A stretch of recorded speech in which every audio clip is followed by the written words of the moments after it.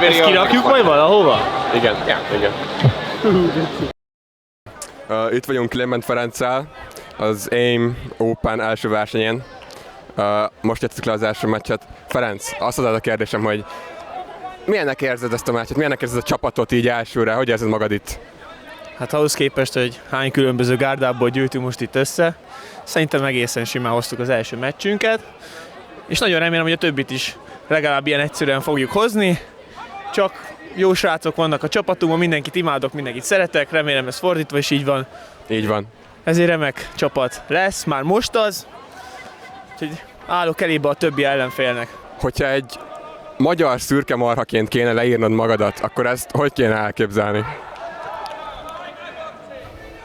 Hát egy nagy marhát képzeljetek el, talán az egyik legnagyobb marhát, nagy kiegészítőkkel, sok fekete folttal, és nagyon, hát az egy szép marháról lenne szó, izmos, erős, nagyot ugrik, nagyot rúg. Köszönjük szépen!